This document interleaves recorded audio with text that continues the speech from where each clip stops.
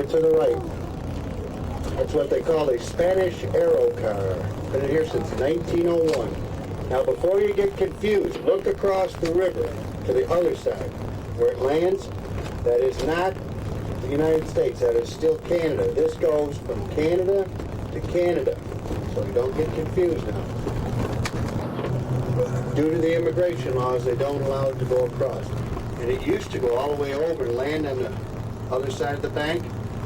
They can't even do that anymore because years ago, some of these owners couldn't make any money, so they lied to immigrants over here in Canada and said, we'll sneak you to the United States. And took their money and took them across, which was just going across the Canadian side again. When they got to the other side, one of the partners was there with an American flag, and they'd shine a flashlight up on it. They'd think they were in the U.S., and they'd get off, and they'd leave them there. That seems a little ridiculous, but believe it or not, stuff like that still happens. One of those helicopters hit the cables for that cable car. Didn't hurt the cable car, but the helicopter crashed over here in the golf course.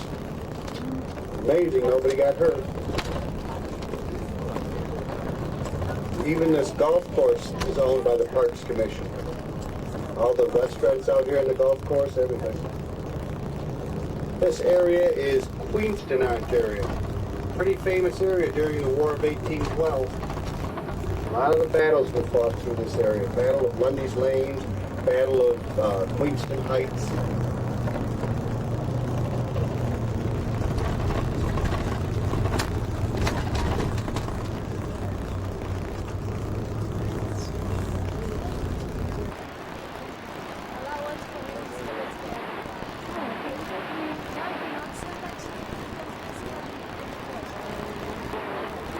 Não, senhor, tem um lá de como chama as costas, tem sentadinho aqui. Lá tem outro, lá de vermelho. Eu com a minha lente de lá. E outro também.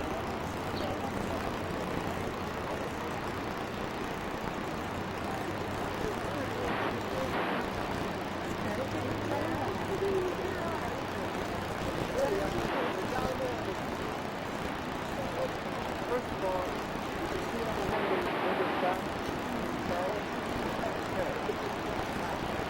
I told you, river on north, right here, this is big. East and west, right? The reason for that is, here's the river,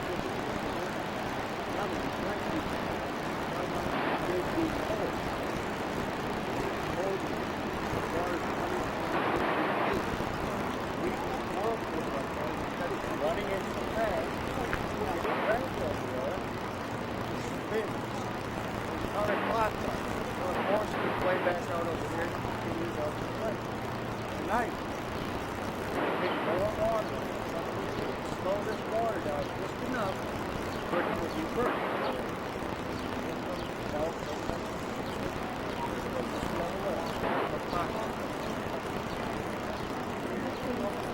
Now watch, when they get up there about 50 feet out from the top, then they'll switch sides.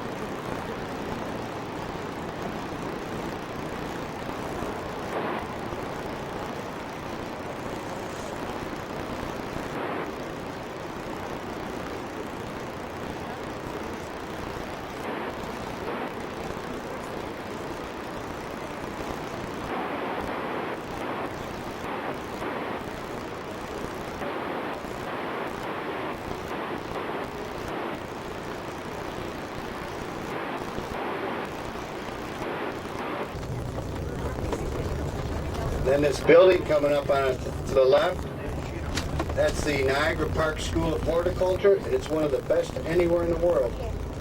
That's a 3-year school, and they only take 12 new students every year. When they finish school here, most of them already have a job lined up. That's how good a reputation.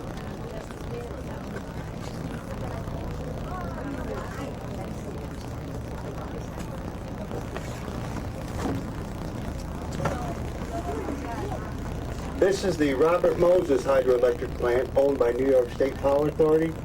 Robert Moses, the man this was named for, is a big builder in New York. Built a lot of skyscrapers and bridges.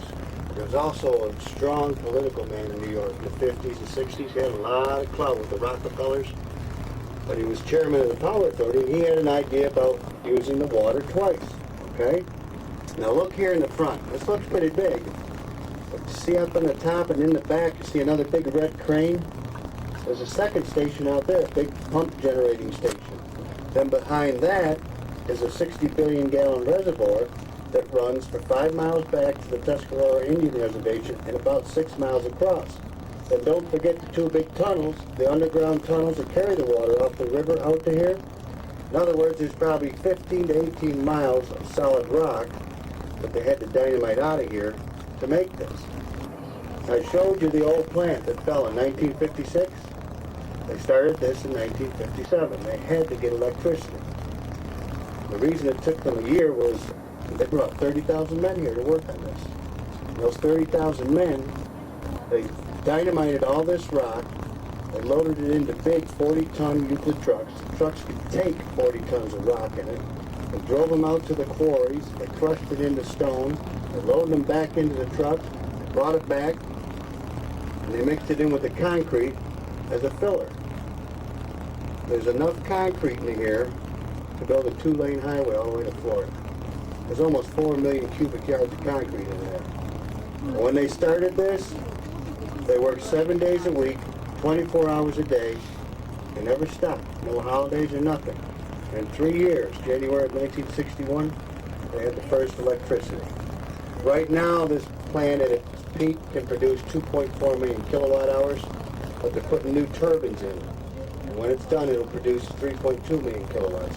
Now, basically what happens is, at night, when they can divert more water off, according to that treaty we have with Canada, they'll bring it out to the back. And in the back, at the reservoir, they'll pump it up into the reservoir.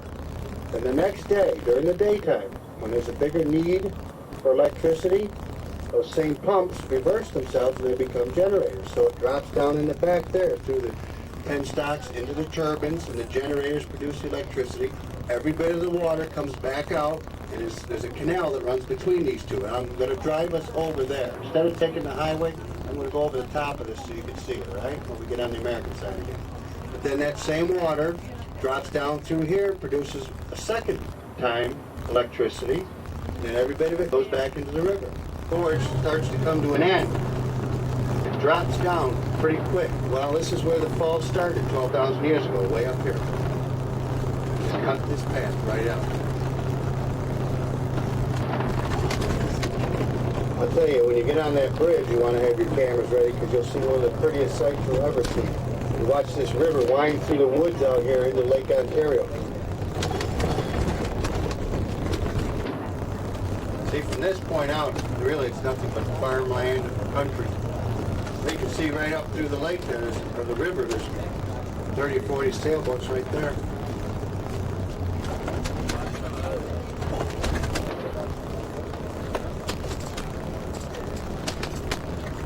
The clock we're going to in the back, like I said, 40 feet in diameter, and it's got, this year it's got over 20,000 live plants on the face of it.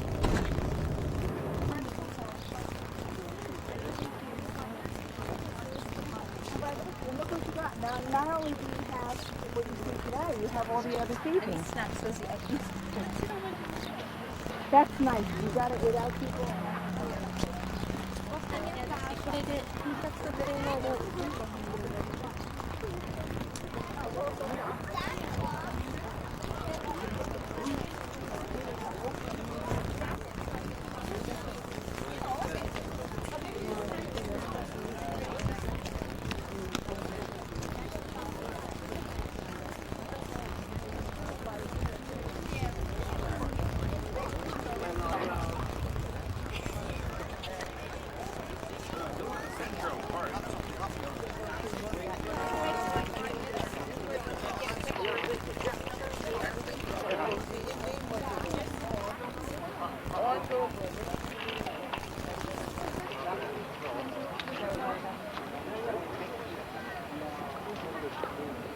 videoing.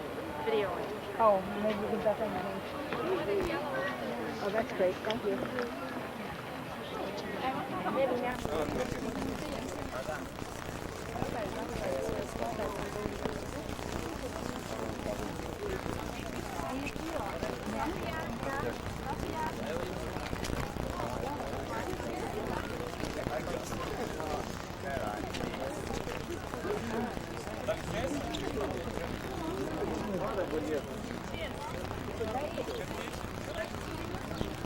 Na outra vai tirar também, mas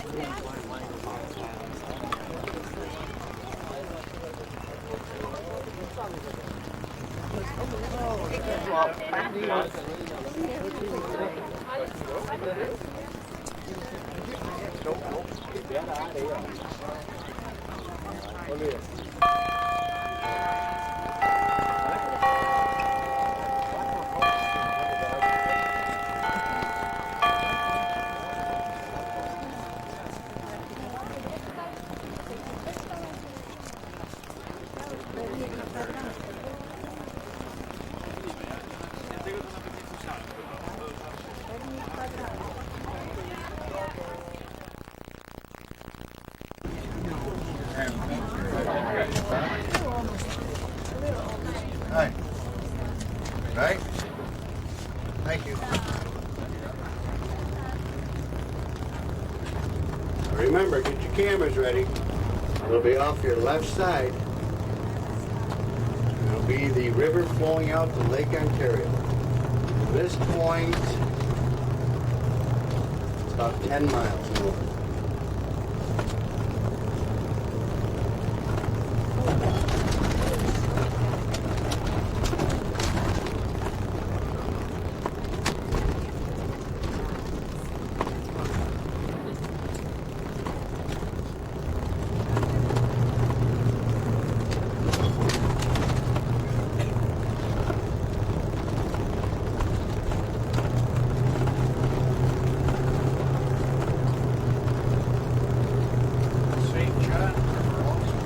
Right.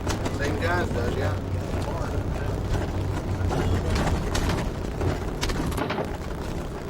Okay. Look off there now.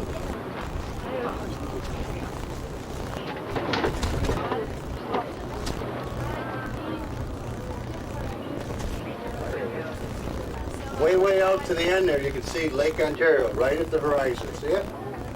Way out there.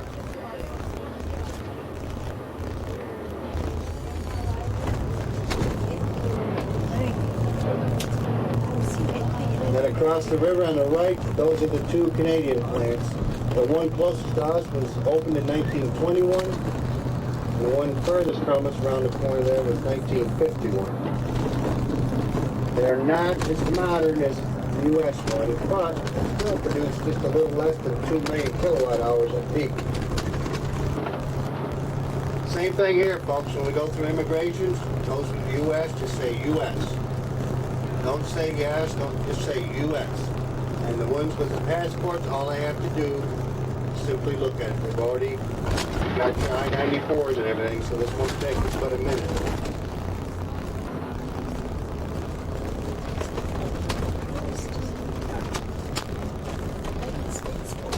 This is Lewiston, New York. Now this little town is about 2 miles north of us. This is another old town. The main streets full of homes from the 1800s. Even the McDonald's is an old cobblestone hotel that was built in the early 1800s. They won't even allow McDonald's to build unless it was colonial looking.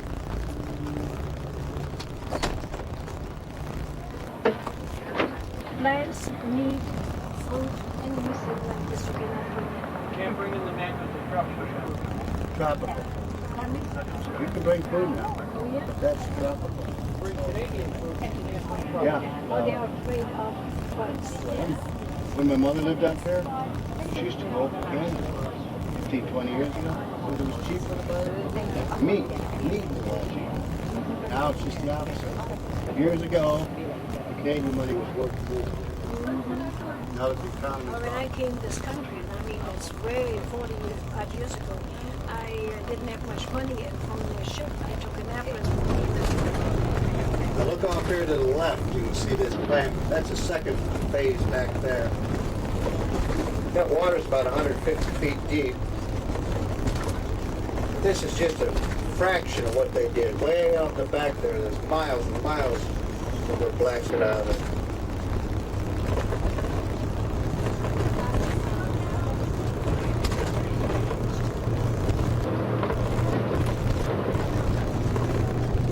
We're coming up on the campus of Niagara University. Founded in the 1850s by the Vincentian Fathers. Originally it was a monastery. Then it became the university. Incidentally, the word Niagara is an Indian word. It's pronounced really Anagara. Anagara. And it depends on what tribe translated. It's either thundering water or the strait. Because the Niagara River is actually a strait. Because it connects two larger bodies of water. Lake Erie and Lake Ontario. This section through here is what they call the Devil's Hole, all along the gorge and the river and everything. You ask most local people why they call it the Devil's Hole, or what they know about the Devil's Hole, they'll tell you either that it's a great fishing spot or that it's a place that's haunted, and they believe it. But really it goes way back to the French, when the French opened this area up. They paid the Indians to carry all their supplies. First, up that escarpment you just saw, where the fall started. Then along the 7 miles of the gorge. Then around the falls. Indians loved it. They got everything they wanted. They got the food, clothing, alcohol, tobacco. And eventually they became pretty reliant on the white man. And they gave up a lot of farming, a lot of hunting. And then one day a white man built a tram that came up the side of that escarpment. And he could do in one day what it took the Indians about a week to do, so they didn't pay them anymore. The Indians got angry and stayed at the top of the gorge there in the Devil's Hole section. The wagon train came by full of settlers, and they massacred. And the soldiers from the old army fort that was there, the old French fort, Fort Niagara. But like I said earlier, there's 4 Indian reservations right around us. And one of the chief gripes that they have is that all the legends that they hand down from generation to generation are what they call wampum belts. They all get tainted by the white man, just like that Maid of the Mist boat ride. You ask the white people around here, tell me about the Maid of the Mist, they'll tell you that the Indians put Indian maids in canoes and sent them over the falls as sacrifices. Well, that's not the true story. The real story that the Indians have handed down through generations is that a young Indian maid fell asleep in the woods above the falls. And while she slept, the evil snake curled up next to her. And the snake put a curse on her. When she awoke, she had no idea she had a curse. A short time later, she married a young Indian man, and he died. Well, that wasn't so strange. But later, she married another young Indian man, and he died, so she knew she had a curse. So she jumped over the falls to kill herself. And the thunder gods, who the Indians believe lived in the caves that are behind the falls, caught her. And they pulled her back in underneath the falls until they thought she was ready to go back and live amongst the human beings. When she was ready to go back and live amongst the human beings, they threw her back out. She married a third man. She grew to be an old woman with lots of children and grandchildren. It's Indian legend. That museum up there has got all kinds of these legends and stories that they have. Just like one of the Indians a couple weeks ago was sitting downtown here at the restaurant, started telling me about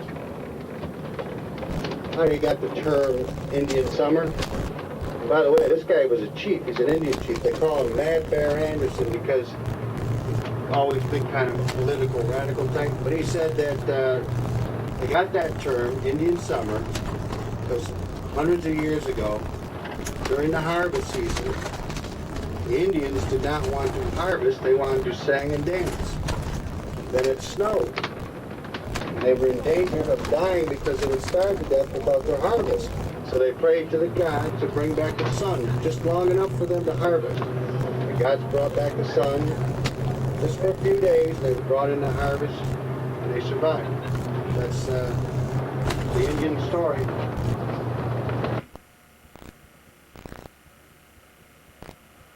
There's that seagull out there that's been watching me. He's waiting for me to come out and play. Or something. Wonder what I can call him.